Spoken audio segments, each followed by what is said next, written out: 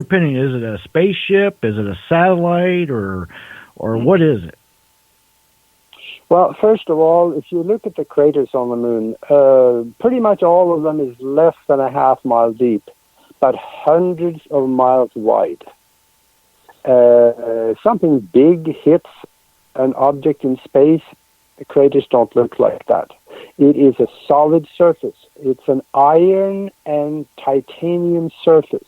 In fact, there are substances on the moon like brass and radioactive material up there that is not natural. It had to be manufactured. So, yes, it is a spaceship. It was flown there, and I have a picture of a hole that goes into the surface of the moon. People with strong telescope, if they put the telescope on there, they will see little bitty lights coming in and going into it and coming out of that hole.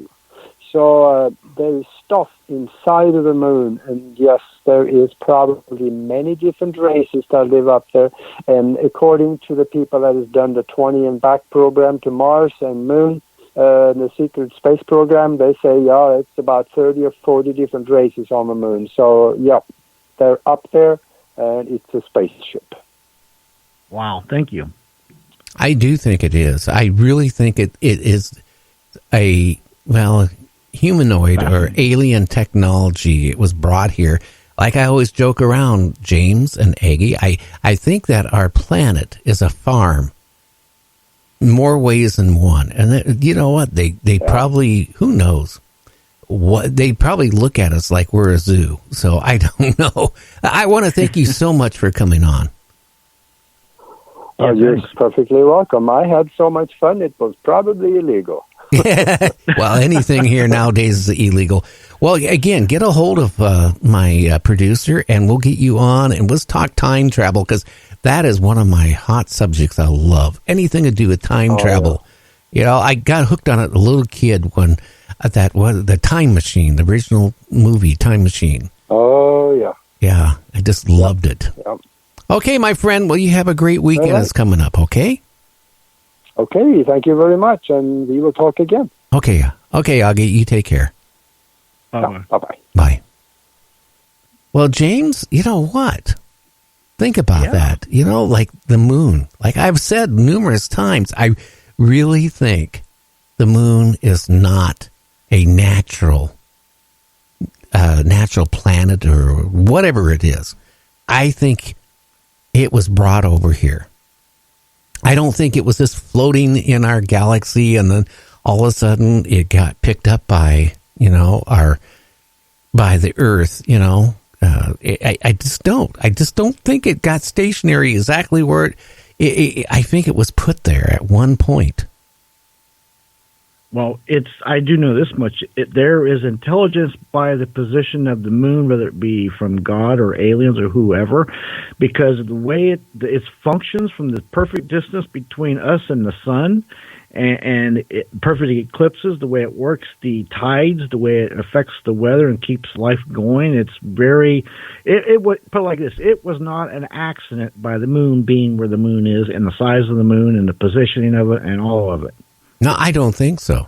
I think it was brought there, or it was put there for a reason, and you just nailed the reason. Also, it could be there for other reasons, too. You think about it.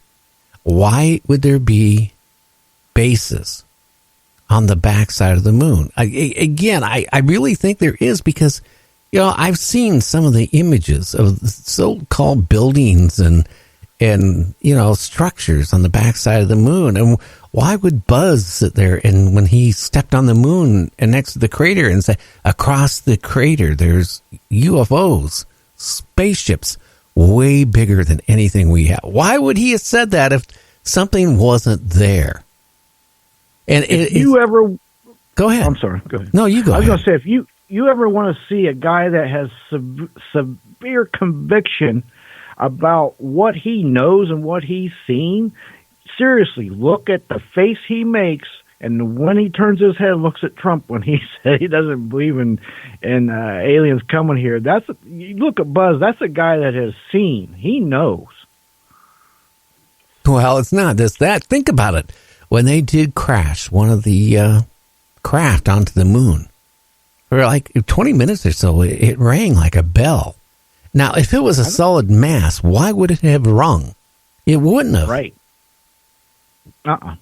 Yeah, you know what they did? They dropped off part of the capsule when they left, and it was kind of an experiment too to see what, for seismic stuff. But I think it was longer than that. It rang for a long time afterwards, like it was hollow. Yeah, well, yeah, it rang like I remember an article. It rang like a bell. It just echoed and continued and continued. Tells me that it's hollow. Now, Aage was saying, like, the moon, all the dust on it and the rocks. Well, you would think after millions of years, okay, you got space dust. You have, especially if it doesn't have much atmosphere, you have small rocks that's going to be crashing into the moon. You have a lot of this stuff. It would build up. Have you ever seen your house if you haven't cleaned the dust off your monitor in a week? You got a layer of dust. Yeah, that's true. You're right. Yep, absolutely. And there's a lot going on there that we're not being told about the moon. I definitely know. I feel strongly about that anyway. Well, number one is, why haven't we gone back? That's the number one thing in my mind. Why would we just go there and land a couple times and, we walked around, we sent our rover out, we did this, and then we took back off. That was it. And they did it in two different areas. It's strange that why didn't we do it in other areas? Again, with Mars, what we see with the rover sending back pictures, right? And the pictures that did send back, it's only one small area. That's like, what happens if a alien craft came and landed in the middle of the desert in Nevada? Right, or a desert island in the middle of the ocean, like, say, Easter Island. What if it landed there? Easter Island, before there was any inhabitants, or one island like that in the middle of nowhere. You would think, well, okay, here's a rover, nothing, we don't see nothing every day, but you're right, it's so big. Let's face it, they should have had something that could make orbits at about 100 feet up in the air, or 500 feet or something, so you get some good pictures as it's orbiting. They got drones now that could probably do that. They probably have been doing that, for as all we know. Well, maybe they don't want us to see it, because think about this. The Sahara Desert. If we landed there and sent out a rover to take pictures, what's it going to see? It's not going to see much of any life, if anything. It's going to see sand. And it's going to see rocks. Duh. Yep. Okay, so we land on the Mars. Okay, again, it depends on where we land. Number two is, maybe we're only seeing what they want us to see, not what's there. That's true. I mean, Richard, I'm trying to think of his last name. God, he was always on Art Bell's show. Anyway, he claimed, like, on Mars, besides the face, there was glass towers on Mars. Oh, wow. And all that stuff. Yeah, I didn't know that. I know there's pyramids. Yeah, it was glass towers, like, made out of, like, glass, like, material that was tall structures. But, again, who knows what happened to Mars? Maybe they had a nuclear war, maybe power plants, but I think more likely they had a major nuclear war. Could you imagine? Again, I'm going to mention Twilight Zone. You remember there was two shows on Twilight Zone. One was a guy and his family built a fallout shelter in their basement of their house. And all of a sudden, they get the siren going and the news says that, that we're going to be at war. And it was going to be a nuclear war. So they go into their fallout shelter, right? Close the door, and then all the neighbors, that lived next door and down the street knew he had one. They banging on his door and, begging to come in. And the guy says, I only have enough food and oxygen from my family. That's it. And then they, get together and they bash and tear the door down. Now, that wouldn't help anybody if there was, but then all of a sudden they announced, hey, there isn't a war. Go back. You remember that one? Yeah, I seen that. The guy that was a crazy one. He was Buffalo pretty much because he was under the impression that all along there was a war going on outside, all around him, atomic war and all, and nothing was going on. He was boarded up inside. No, that was another one. That was another one. This one was a guy with his wife and kids. And the one you're thinking about, the guy was really rich. He brought in a priest. He brought a lady teacher and somebody else. And he said there's going to be this war and how I can save you. And they told him basically where to go. And then towards the end, he lets him out. And then when he goes out to look at what he thought all he could see was destruction.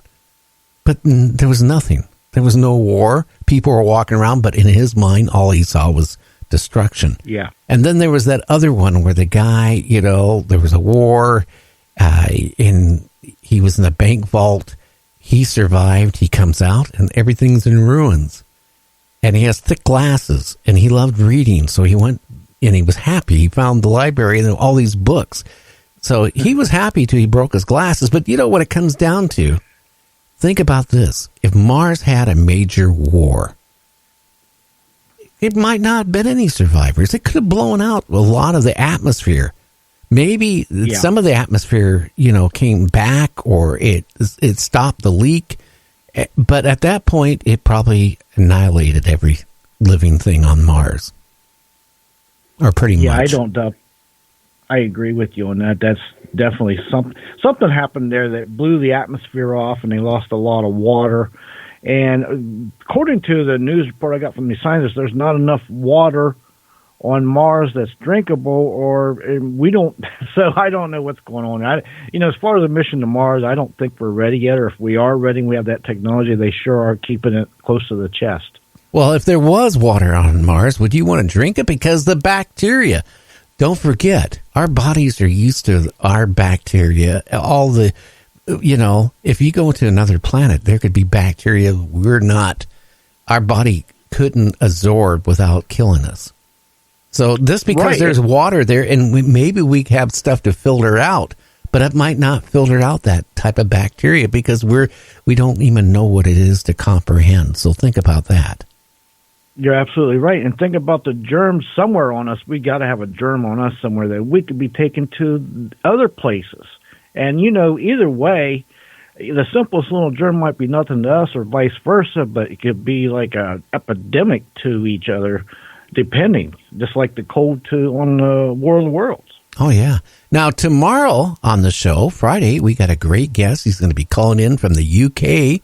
His name is Neil Story, Storey. We're going to be talking about some of his books he wrote, like Jack the Ripper, the Dracula Secrets, and that'll be tomorrow. So it's going to be interesting. I want to find out more about Jack the Ripper. Jack the Ripper did exist. He did, did he ever escape London, England, and come into the United States? Because it was a string of the same type of killings here in our country. Yeah, you're right. I think he did. Yeah, I think all of a sudden it stopped.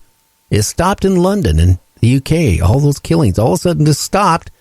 And then within a couple months, it started like those same type of killings in our country. So Neil Story will be calling in tomorrow from the UK. It's going to be a great show.